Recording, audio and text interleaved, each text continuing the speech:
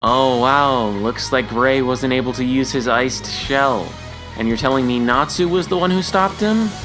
Again, who could have seen that coming? But let me chill though, because in all honesty, even though we already knew that Natsu was not going to allow Gray to use the ice shell and he was going to stop him, despite that, I really enjoyed the build-up to Natsu stopping him.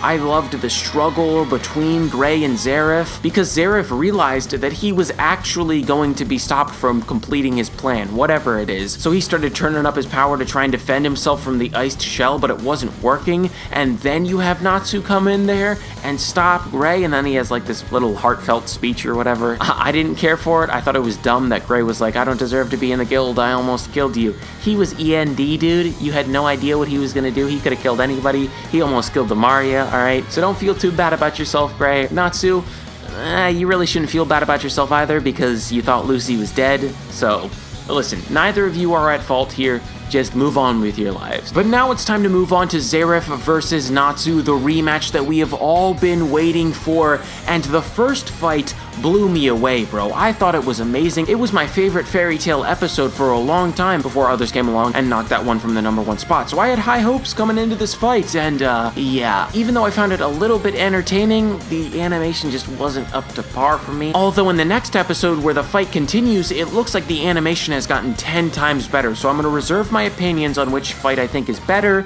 until that episode comes out. By the way, before I move on to the next thing that I want to talk about, I just want to say that I thought it was so cool when Natsu said that he was gonna burn Fate away. It was just an amazing Natsu moment. But enough about that, because it is time to get to the main event of this episode. Even if you don't think what I'm about to talk about is the main event, you're wrong, because it is, because it has to do with Acnologia, the goat of this show, bro. Alright, so my boy Acnologia probably has one of the greatest entrances in Fairy Tail history, because when he's just about to get back to Magnolia, everybody starts sensing his power. And when I mean everybody that's anybody. Erza, Gray, Natsu, Zeref, August, Gildarts, and then this dude crashes in front of Erza and Wendy, and he's like, I'm back.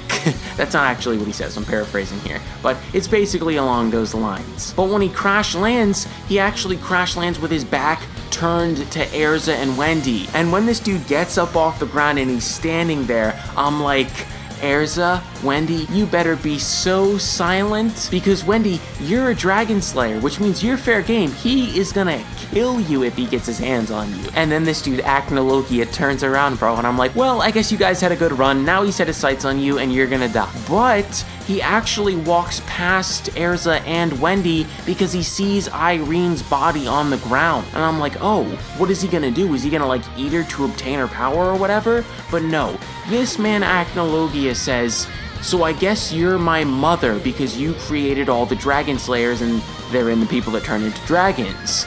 And then he starts stomping out Erza's mom right in front of her. There's blood and all this stuff, and I'm like, oh my gosh, you're gonna do that right in front of Erza? Hasn't Erza suffered enough trauma? I mean, she just watched her mom commit seppuku, and now she's watching her mom get stumped out by Acnologia. Like, golly. But now it is time to move from one absolutely fantastic entry to just some disappointment. Because, bro, Gildarts has just been disappointing me throughout his entire fight. Like, if you had the ability to turn it up against this man August, you should have done it from the get-go.